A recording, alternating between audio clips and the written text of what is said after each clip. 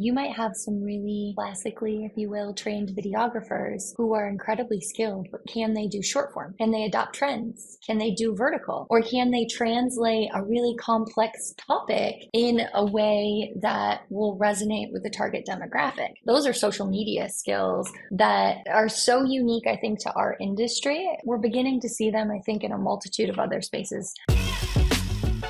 Hey, welcome to the Higher Ed Storytelling University podcast on the EdUp Experience Podcast Network. This is a show dedicated to helping higher ed marketers tell better stories, create better content, and enroll more students. My name's John Azzoni.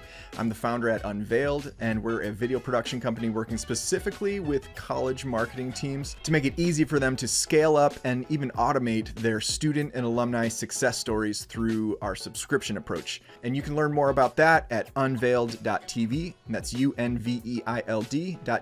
If you're listening to this podcast for the first time, go ahead and subscribe. We'd love to have you. And if you're wanting your college and university's content to resonate on a deeper emotional level with prospective students, with alumni, with parents, whatever, I want you to subscribe to my free newsletter. Every week I send out tips and insights on creating more emotionally resonant content, including examples and best practices from other institutions, articles and blog posts, that week's podcast episode, and much more. So head over to unveiled.tv/newsletter and sign up. All right, let's get on with the show.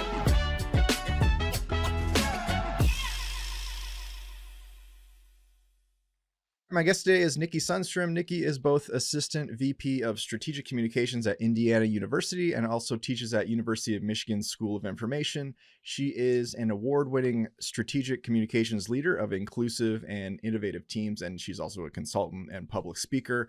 And today we're diving into the leadership and team building aspect of Nikki's work as we talk about how she built social media communications teams at both IU and U of M. So Nikki, welcome to the show. Thank you so much for having me. So we always start off with this icebreaker. What's something that people would be surprised to know about you? Excellent question. So I usually have two go-tos on this, both of which, if you followed me on social media for any amount of time, perhaps you've heard of. But one, I am the mother of six, and Wow. the new caveat to that, which fewer people know, is actually I have two grandchildren now. So that's my new wowzer kind of fun fact. You But have additionally, grandchildren? I see, this is it. Yes, yep, exactly. My oldest daughter is 21 and married now, and it's just wild. So that'll make you feel old on any given day.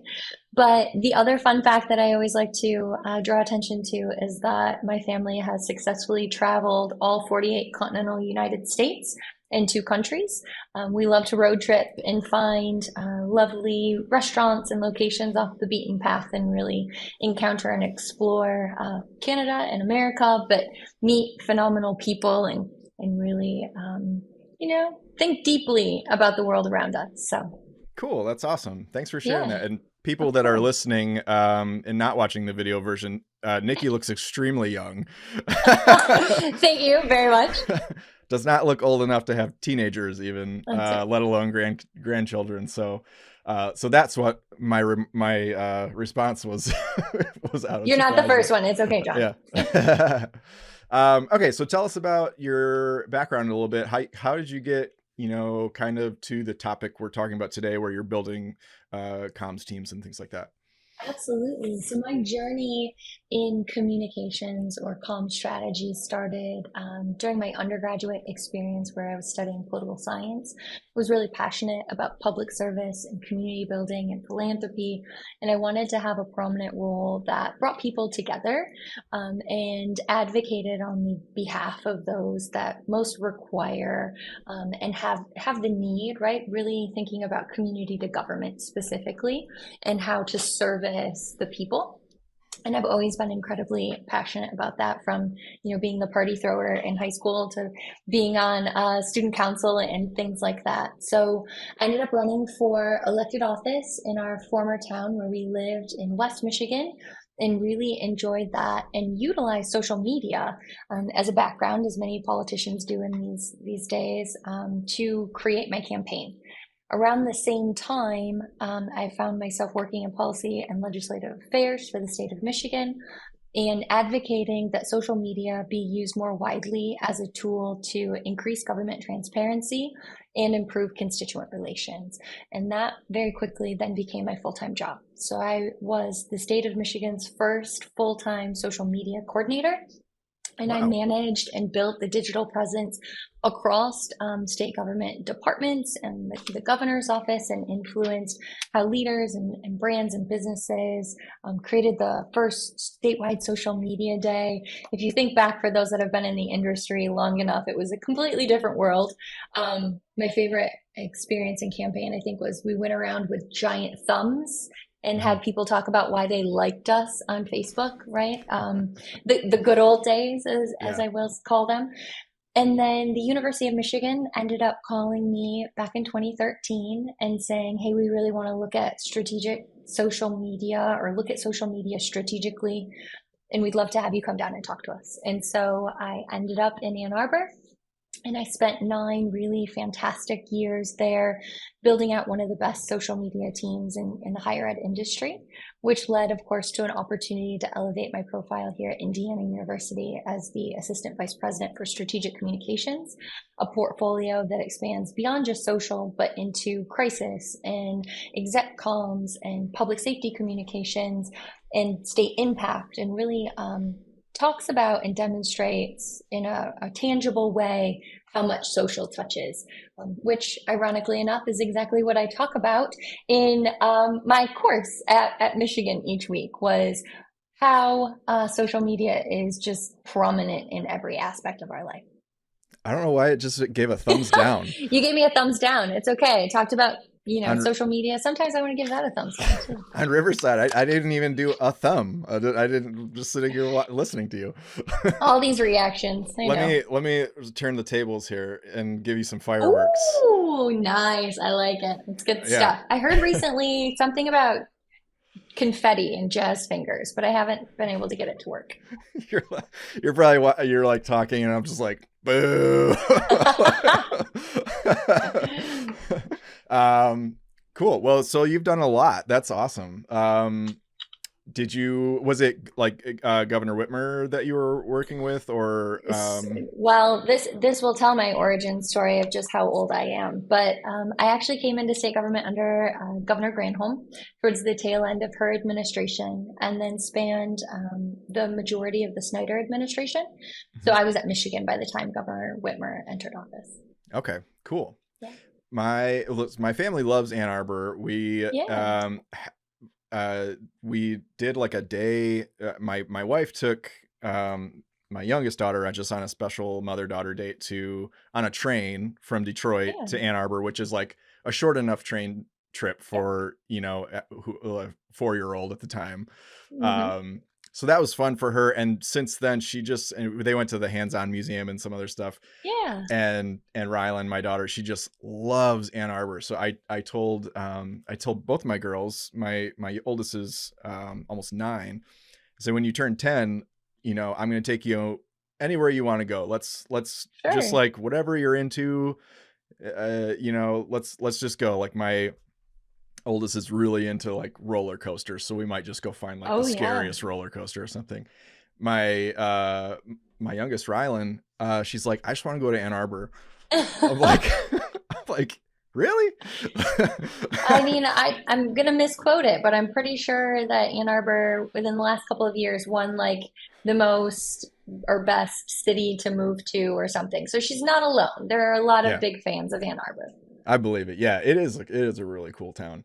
Mhm. Okay, so when it comes to building, teams at both of these schools, like what are some unique Yeah. challenges that come along with staffing creative teams within because these are large, university Yes. systems. So what are some of those challenges? Absolutely. And I think that, my response to this question changes each time that I'm asked it, because I've had some really unique opportunities to both build teams, but then also reorganize and restructure teams. So I'll start first with my journey at Michigan. When I arrived in 2014, I had one full-time social media staff person. So it was myself as a director, and we had a content manager. And then we were very lucky to have a couple of student interns. by the time that I left Michigan, I had a team of 12, right? So we were able to make strategic, justified investments in time, talent, and resources that would allow us to really create niches. And this is where I think social needs to head and should be heading, right? We need to navigate away from what I've always disliked, which is the ninja guru maven insert, Mhm. ridiculous adjective word that we've been called for so long, and start to think of these as strategic communications teams. You need an animator, you need an illustrator, you need a graphic designer, you need someone that is specialized in vertical video. So some may know this, but the University of Michigan actually entered the TikTok game sort of late in comparison to some other higher education institutions where we'd been a thought leader in a lot of other spaces, but that was incredibly intentional. And it was because I was still building my case to justify a full-time position on my staff that was dedicated to vertical video.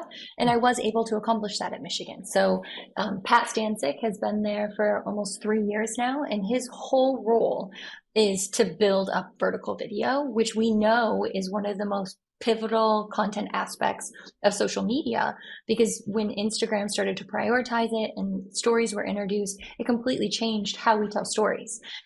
And so I think that's where my top piece of advice is to look at your team, to look at your structure, to look at your organization, and stop being, Jacks and Janes of all trades, or, using it as a badge of honor to be a one-stop shop.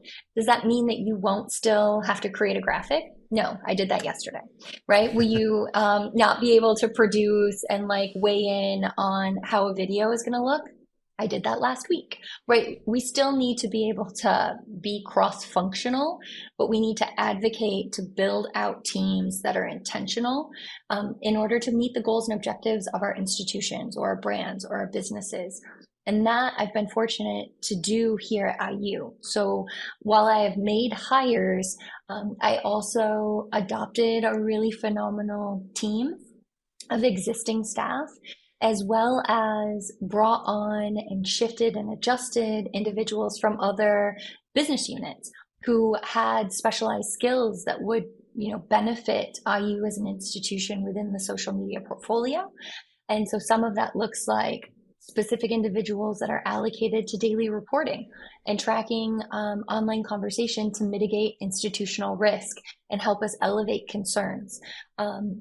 Other facets of that look like somebody that's allocated specifically to the strategy related to visualization.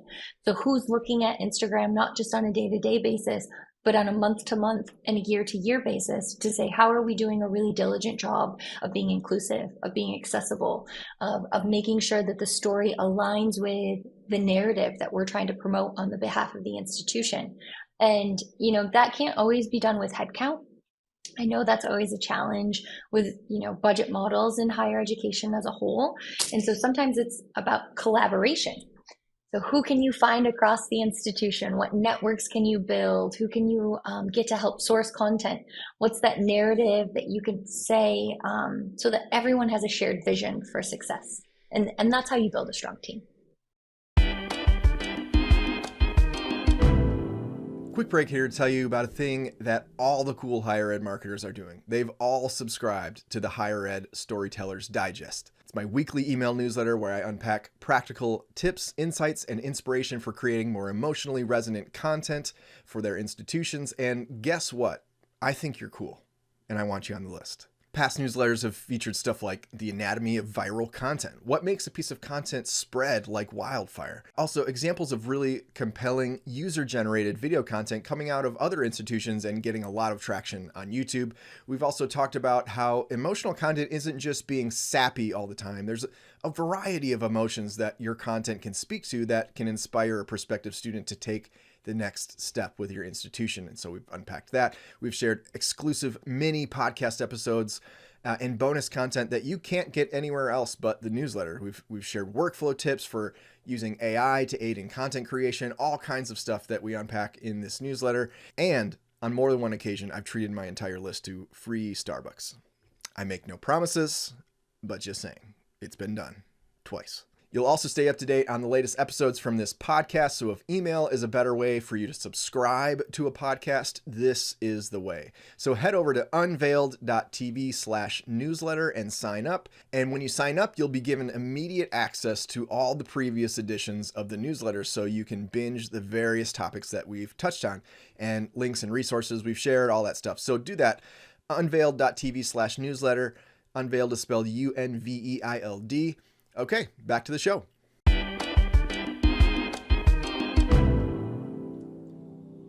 I like what you said too. It's like we've hired a social media rock star or something like that, and Yes. and most schools, and I know like for smaller colleges, to have a social media person at all might be a luxury Yes. or a new thing. So not to discount that. Absolutely. But however, as you grow, that you have to realize that is not like, that's such a broad job.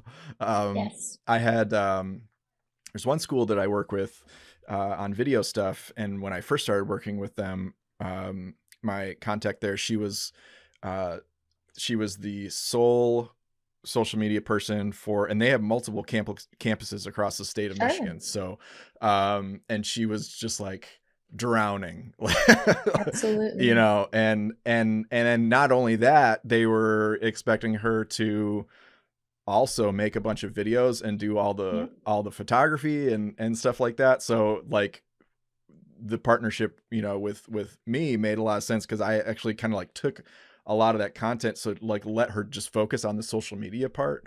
But even just focusing on the social media part was like, it's a ton of work.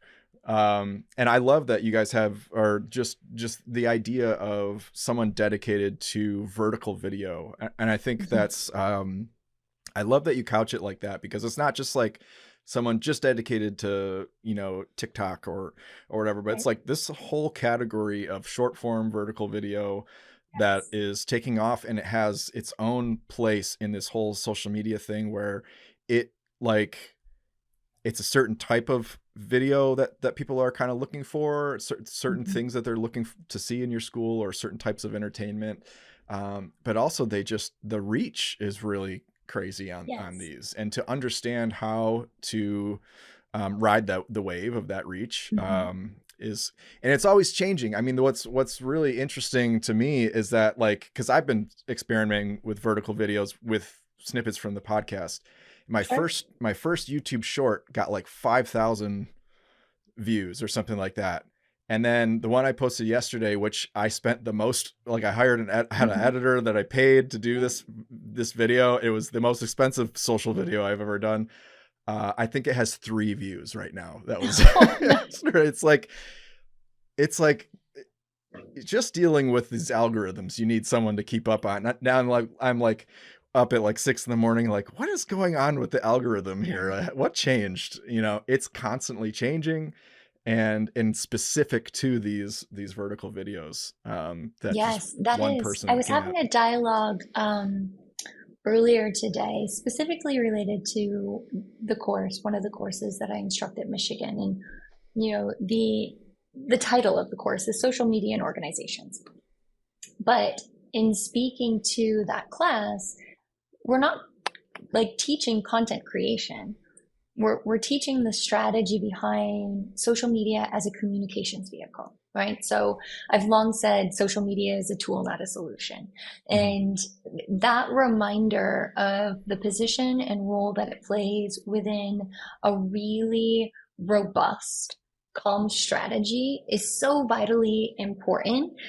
And that is a far different mindset than somebody that does know how to create a really great TikTok, right? And so you have to have either, well, they call them a unicorn, I guess, someone that can do both, which are fewer and further between, or put the investment behind getting the people that can niche in those areas and bring the most value to your institution, right? If you make the strategic investments and the financial investments to say, we want somebody that has a strategic comms mindset that understands crisis, that understands the role that social media plays as the front door to an institution, both proactively and from a risk mitigation standpoint.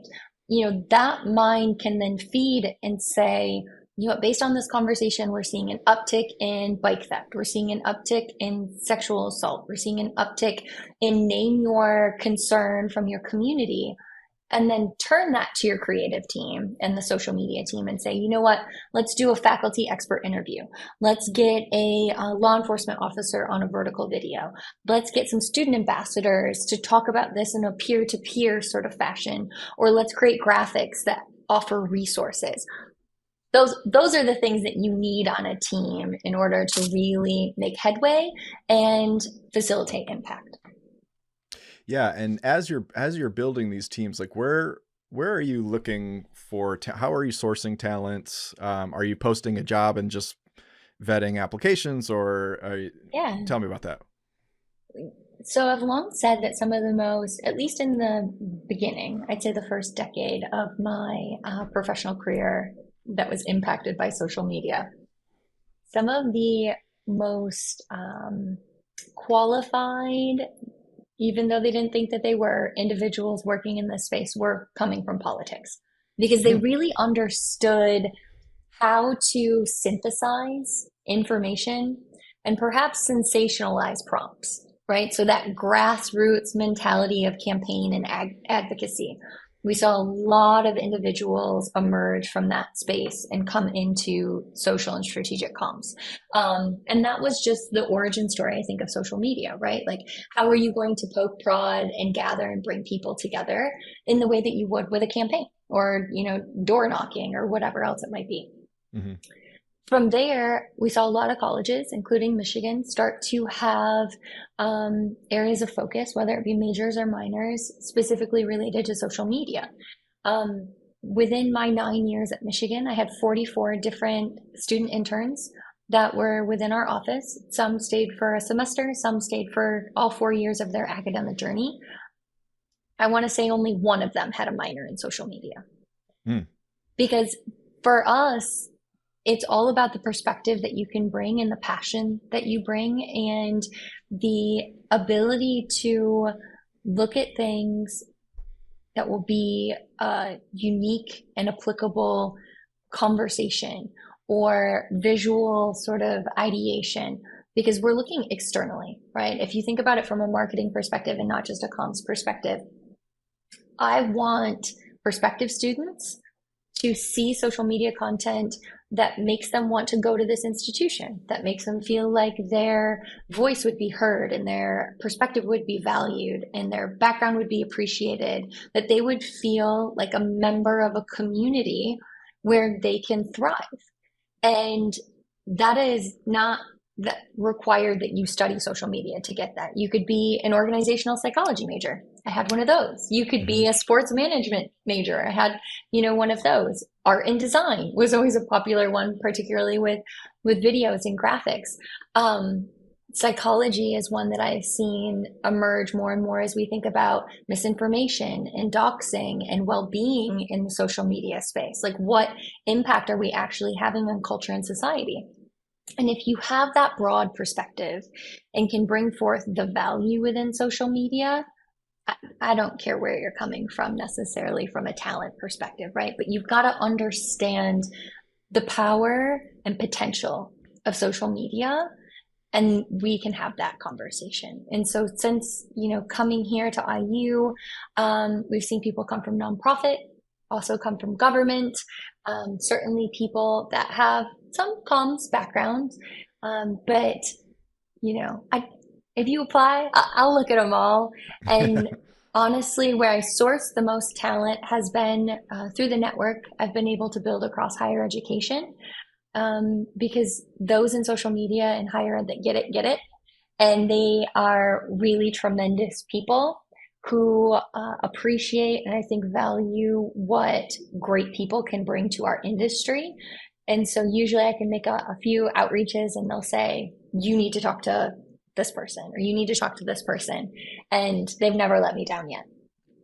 That's really interesting, and I feel the same way. Like in my experience as being a video producer, hiring people and working with a lot of freelancers, my favorite people to work with are the ones that didn't go to film school. Um, Yes. they are, and that's not to say like I've worked with a lot of great, more like traditional, like brought up in the film school, kind of world, people, and they're great. However, the what I'm looking for is more of like an artist or like Yeah. a director. If you can direct and you have creative ideas, and you're not just someone that's like, well, tell me what to do. Where do Hmm. I where do I point the camera, or what should all the camera settings be? Like if you can like think on your feet and have some vision, all the technical stuff you can teach all that stuff. Yeah. Um, but it's really trying to hire the other way around, hiring for someone that is knows how to make a good video, like, but doesn't really know how to create, as well. There are way more of those people than you realize. Well, I think video is an excellent example, John. It's that you might have some really classically, if you will, trained videographers who are incredibly skilled, but can they do short form? Can they adopt trends? Can they do vertical? Are they going to come to me and say, I shot this horizontally, I'm just going to cut it for vertical? And then I'm going to say, yeah, that's not going to work, right? Or can they translate a really complex topic in a way that will resonate with the target demographic? Like those are social media skills Mhm. that are so unique, I think, to our industry. We're beginning to see them, I think, in a multitude of other spaces, primarily, marketing. But the best way to see where it falls short is in all of these brands that fall terribly on their faces, right? Like they might have had a really good videographer, but they lacked all of those other social awareness pieces that would have made their content really sing. Yeah, that's interesting. Yeah, just thinking about it from like a really strategic communications point of view. And I never thought about it as like, people coming out of the political sphere would be really good at that. But that makes perfect sense because I remember, so when in the early days of social media and President Obama, and like that was like how he got to office, was like Yeah. this Yep. crazy campaign, a social media campaign. And I remember I was just starting like my marketing social media kind of interests around then, and Hmm. that was really influential, to see like a presidential candidate did something like really different, from a Yeah. lot of people, and really utilized the current tools in a strategic way. Obviously his team, of Sure. mostly.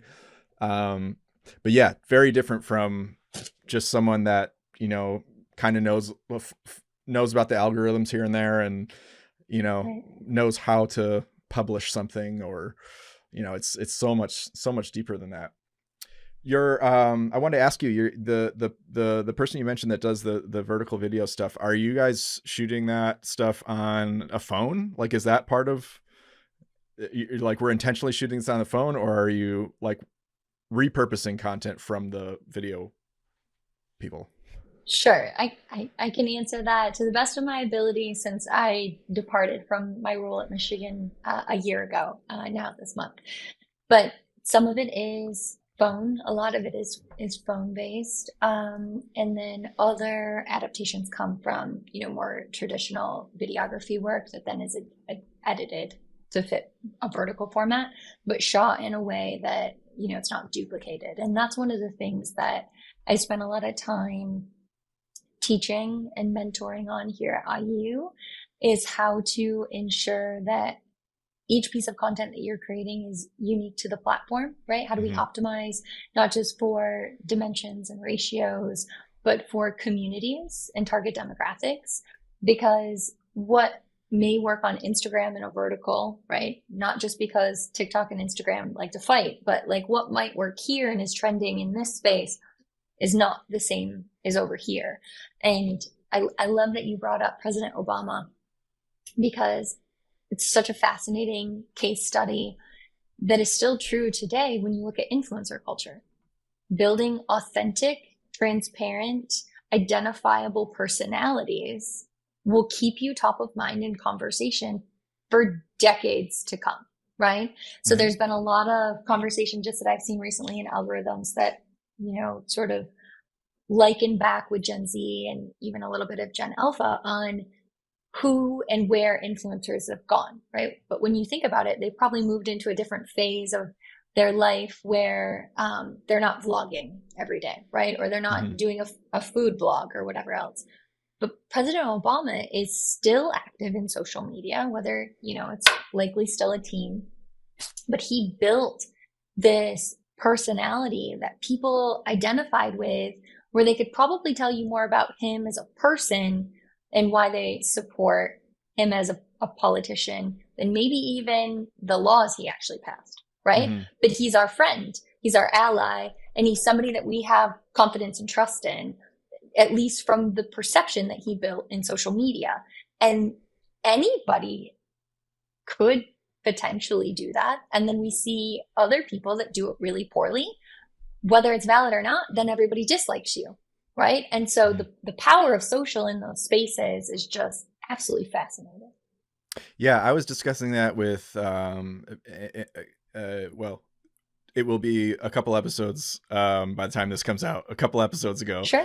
with Jeremy Tiers from the Mission and Missions podcast.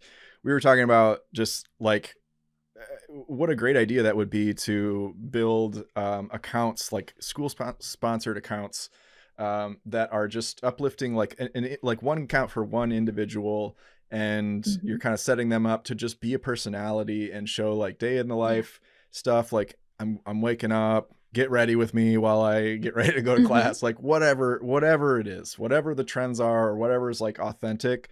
But like for a prospective student to be like, I want to follow, like I really want to like, because we follow like reality TV Sure. characters, right? Like I watch Love is Blind, and then I will go down the rabbit hole on all these people, look them up on Instagram. I'm like, my wife and I are really obsessed with that show. I'm probably more obsessed than she is. But yeah, I mean, like when you connect with someone, or Mm-hmm. you're just intrigued by by someone's journey or Yeah. whatever, or maybe they're the villain and you just like love to, that's what Mm-hmm. like Love is Blind, you like you want to like research like what's the villain up to right now, but like you follow these people, and you get attached to them, and Yeah. to have that sort of phenomenon play out with getting attached to the brand. I don't think enough Right. organizations really play with that level of content creation.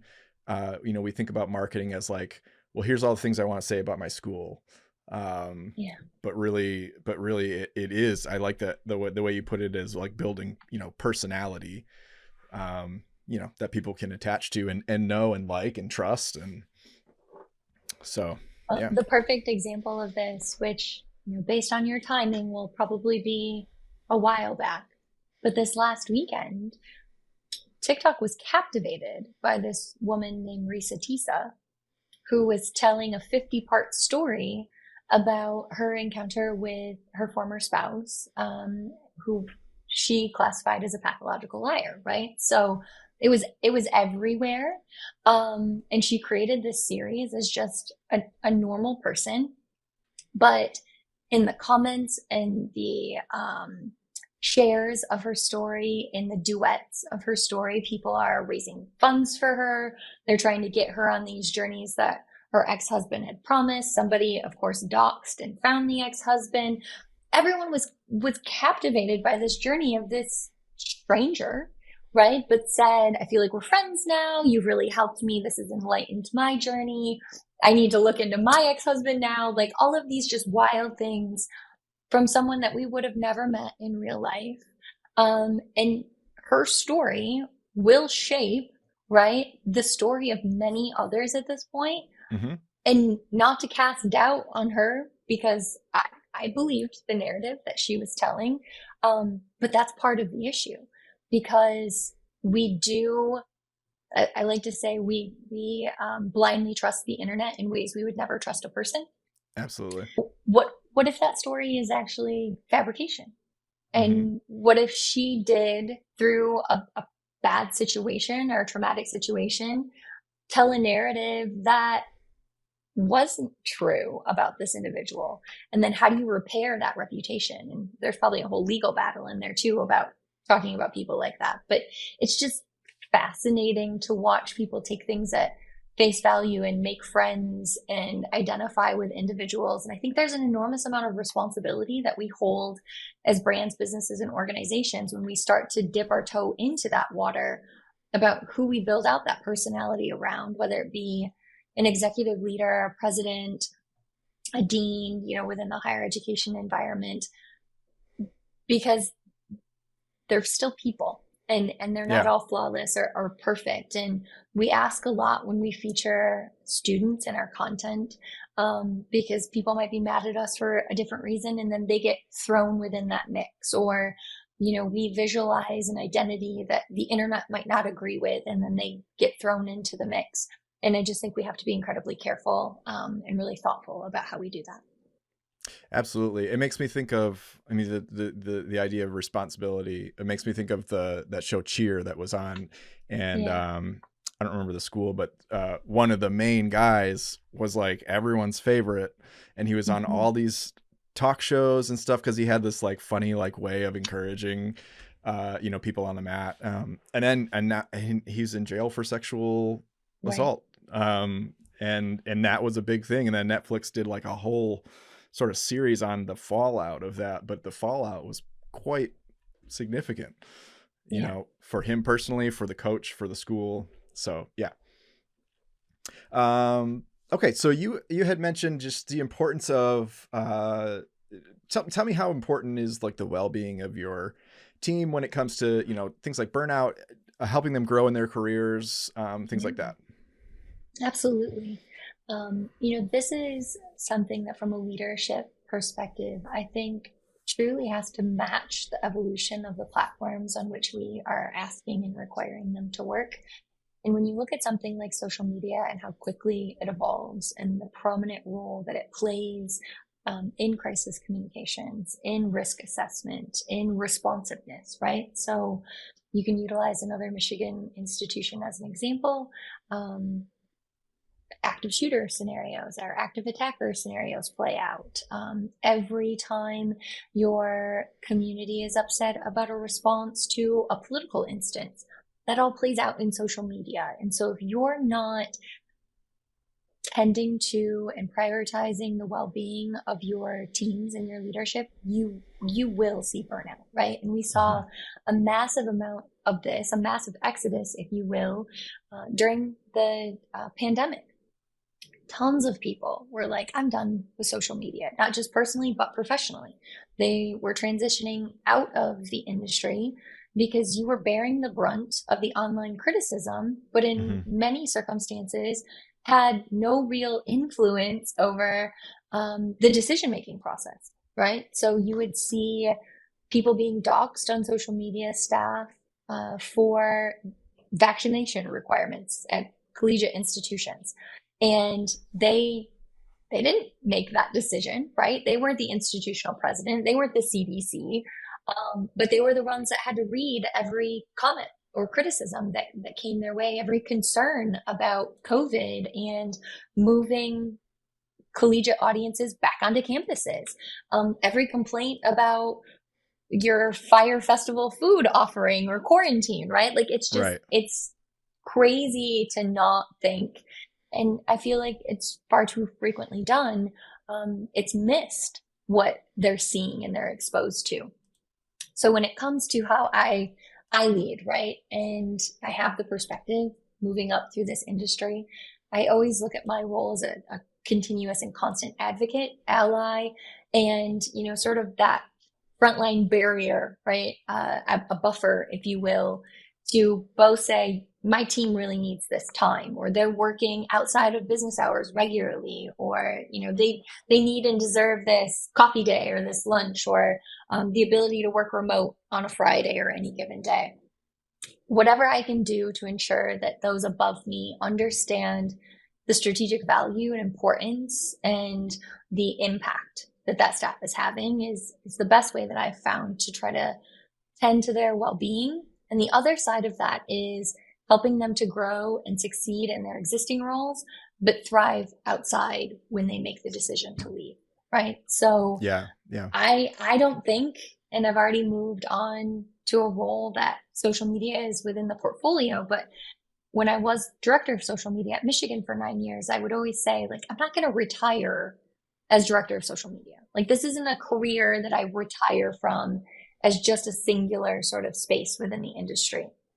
And I think we have to acknowledge that as leaders, if we do our job well, people within the social space will continue to move up to the point that then they move on and move out.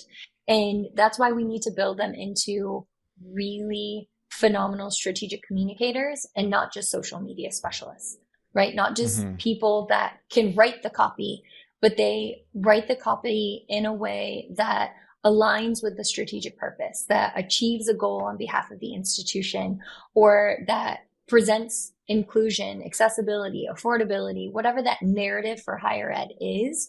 And then they can pitch that to be a comms manager or a comms director at some point, or move into a space that they feel incredibly passionate about and rewarded within. Yeah, that's good. And for yeah, it's in content creation too, I think is I mean, from a content creator's perspective, it's very stressful. It's to Yes. hit deadlines and stuff like that, and then also to see maybe yourself grow in a different way. And I've been in jobs before where it felt like there was like a ceiling, and Mm-hmm. you don't want that. I have so much respect for my previous boss for just allowing me to grow and kind of giving me the opportunity to fail, and just kind of most of the time just laughing with me about the failures. Yeah. He didn't take stuff too dramatically, but yeah, it's so important. And a side note, I gotta figure out how to turn these thumbs down off. I don't know what's going on. Where's it pulling this if from? you If you look back at my LinkedIn, you'll see that recently I actually shared, because in our staff meetings here, we kept ending up with fireworks and thumbs up, and I couldn't figure out how to turn it off. So now we've just embraced it. Okay. We go all out all the time. Yeah. All right. Well, for people listening, it keeps having like this hand, like a thumbs down hand, come up on my screen as if I'm disliking what Nikki's saying. I Um, feel terribly judged. yeah. All right. To Google, we will go after this call and turn That's all that right. off. Okay, cool. So those are great thoughts. What would you give? What advice would you give to a smaller school that doesn't have the resources as a large university system to hire out these Sure. individual team roles? Yeah. I think first and foremost, when I think about how I've mentored individuals in the space that do have smaller teams, um, you really have to set realistic expectations for your leadership based on what your organization is capable of. And I've spent the last decade helping organizations streamline their social media to increase impact and effectiveness. If I could delete Facebook from everywhere, I probably would. But it may not be the right place for you, and it's unrealistic if you are a one person organizational team to be on 12 platforms. Mm-hmm. It is, maybe your time is best spent only having a TikTok, right? Who's your target demographic? What are you capable of creating?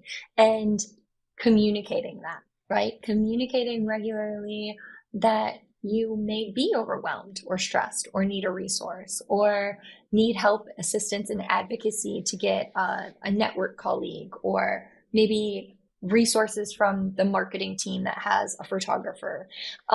It's unrealistic for you to be a videographer, photographer, copy editor, and graphic designer, and also put content out across Facebook, TikTok, Instagram, and X, right? Like, it's just, Mm-hmm. that's not the world that we live in anymore. And when you think about even using higher education and the evolution of Twitter into X as an example, we have a lot of legacy accounts there right now that aren't having the same impact, but we're still allocating the same time and resources to them. And at some point, we have to ask ourselves why. Mm-hmm. So we can't be scared of those difficult conversations because we need to remain rooted in strategy and not just content creation. And I think some of that is because those that haven't been in the industry for 20 years forget that we've actually been here a while. And we spent so much time advocating just to get a social resource, whether it be one or 10, that now we want to continue to justify their existence. We just need to think differently about how we do that, right? It shouldn't mean that we're cutting by cutting a platform. It means we get to do these other platforms even better. And that's what we need to focus on is the optimization, the intentionality, and the value that we can add. Yeah, that's super good. Yeah, it's just focusing in to it's such a grind to feel like all these new platforms are coming out and you have to try to understand all of them. And I think that's so important to just give people permission to go. You don't have to understand all of them if you're the one person, Yes. So yeah, that's great. Where would you like to see, or where do you see your current team growing, improving, over the next year or two? What are you doing to kind of elevate skill levels, and yeah, just talk about growth for your team. Sure, sure. So, with each individual, it's uniquely different. And I'm constantly having conversations to check in with them about how they feel like projects that they're doing are going, or offering them opportunities to, of course, elevate their ideas and shape, maybe it's a 6 week campaign for graduation this year, or maybe it's, what our back to school influencer sort of video might look like. How do we build out the intern team? Like, how do we give them opportunities to manage content projects, if that is what they're interested in, right? For others, they might be focused more on strategy. So looking holistically at peer comparison and benchmarks, and how can we continue to move ourselves forward. Growth has become so incredibly difficult in social media as platforms have aged. So what is our unique offering? And some like to focus on that. Some I know are prepared to move on and outward. And how can I help you grow within that area and communicate how robust your portfolio is, right? I do a ton of sort of mentorship around not just selling yourself as a social media specialist. Yes, that is valuable. But Mm-hmm. if you don't want to go into another social media specific role, you need to talk about the work that you've done in a different way. Right. I'm not just a content creator, but I created comp plans. I mitigated risk online. I measured and did reporting. I did storytelling, right? Maybe they want to move into marketing. I focused on integrating brand. All of those things are present in a social media content specialist daily role, or a social media manager or director. Mm-hmm. And so when you're thinking about how to help people grow, it's helping them to see themselves holistically and really position themselves for success. And it's something that I honestly really love and feel deeply passionate about doing, which takes me all the way back to the beginning of my journey, right? I am an advocate for people, brands, businesses, and organizations, and I want them all to find success. And so that's how I like to allocate my time. That's awesome.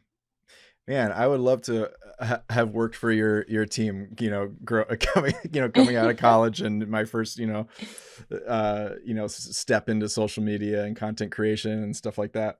You just seem like just a solid leader, not only a solid leader, but like just a mentor, because I've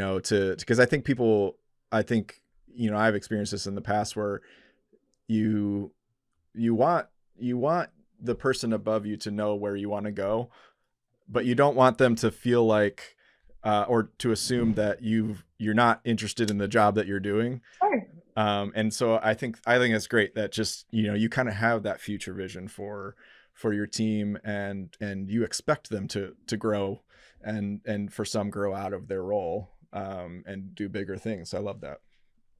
Thank you. Yeah, that's the benefit. If you think about generational stereotypes, right? That's the benefit, I think, of millennials moving into leadership positions. We have, since the beginning of our professional careers, never really looked at or had the opportunity for pension level roles within organizations. I've never been on a 30-year one organizational journey, and using that insight and knowledge, I typically anticipate within a social media role, I have somebody for 3 to 5 years. Mm-hmm. And that's probably it.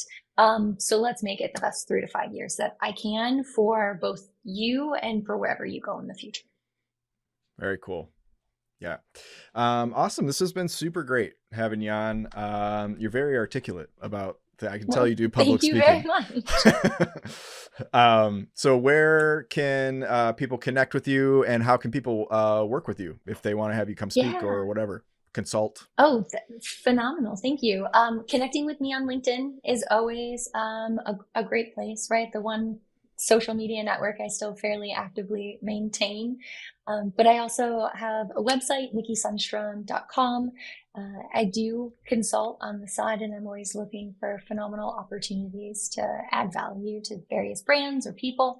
And so that's a great way to connect with me too. If you're looking for some of that travel content or to see those 6 kids and 2 grandkids, you can find me on both TikTok and Instagram as well under the same name, Nikki Sunstrum. Cool. Awesome. Well, thank you so much. I appreciate it, Nikki. Of course. Thank you, John. Have a great day. Thanks for listening. 3 things I want to give you before you go. Number 1, reminder to sign up for my free weekly newsletter, all about creating content that resonates emotionally with your audience. And you can do that at unveiled.tv/newsletter. Unveiled is spelled UNVEILD. Number 2, if you've enjoyed this episode, share it with someone. Share it with your team, your boss, your dog, whatever. And if you're not already subscribed, I'd love for you to do that. Number 3, reach out to me. If you have comments, questions, you want to talk about a video project, whatever, my email is john@unveiled.tv. John is spelled JOHN. Or follow me on LinkedIn. If you're searching for me, my last name is spelled AZONI. That's all for today, and I look forward to catching you on the next episode of the Higher Ed Storytelling University podcast. Thanks.